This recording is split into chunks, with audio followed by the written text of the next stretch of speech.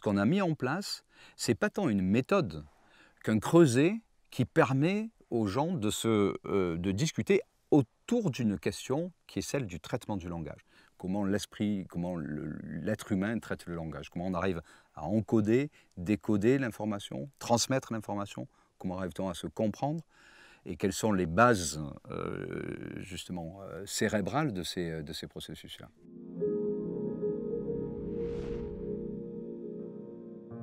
Pour y parvenir, on a mis autour de la table tous les acteurs qui, d'une façon ou d'une autre, se posaient cette question-là. Neurosciences, linguistique, psycholinguistique, informatique, et on ajoute à ça également les aspects pathologiques. Donc ça a été la première étape. Aujourd'hui, on a mis en place un système qui permet les collaborations point à point. Par exemple, des collaborations entre des informaticiens et des linguistes, entre des neuroscientifiques et des psychologues, qui étaient déjà à l'œuvre, mais également entre linguistes et des neuroscientifiques, il y en avait un peu moins, entre des psychologues et des informaticiens. Et là, aujourd'hui, dans toute cette première période, on a mis en œuvre une politique de soutien à des projets qui sont des politiques de soutien discipline à discipline.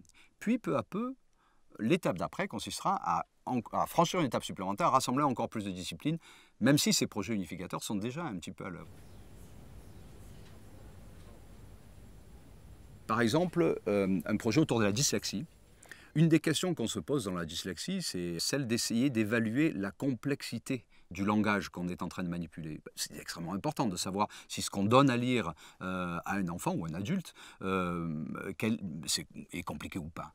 Mesurer ça, c'est finalement une question qui est extrêmement pointue, et on a mis ensemble des informaticiens qui ont modélisé cette question de la complexité linguistique et des psycholinguistes qui travaillaient sur cette question de la dyslexie et qui ont débouché sur un projet qui a permis de mieux identifier ce problème-là et qui est même allé plus loin et qui va jusqu'au développement d'un outil qui permet automatiquement d'évaluer cette complexité linguistique. Ça, c'est un premier projet. Tous les laboratoires de l'Institut, désormais, travaillent ensemble. Un des indices d'évaluation que nous nous sommes appliqués à nous-mêmes est l'indice de copublication entre laboratoires. Les laboratoires qui jusqu'à présent n'avaient aucune publication en commun, rapidement, en quelques années, désormais en ont. Donc ça, ce sont des résultats qui sont tangibles, des résultats qui sont concrets. L'interdisciplinarité, ce n'est pas la dilution de toutes les disciplines au sein d'une question particulière. L'interdisciplinarité, c'est un questionnement respectif à partir de chacune des disciplines vers une mise en commun à la fois des outils, des méthodes et des questions. Premier résultat concret, on va dire, c'est la mise en place d'un nouveau master, autour de cette question des bases cérébrales du langage. On parle tous d'interdisciplinarité.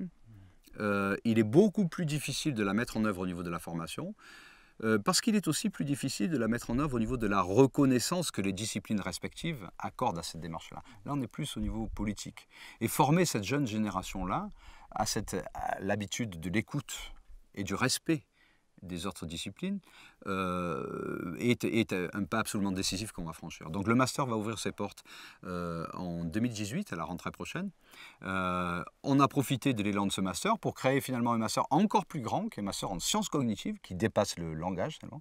Et donc on a là une dynamique qui va couvrir largement le champ de la formation.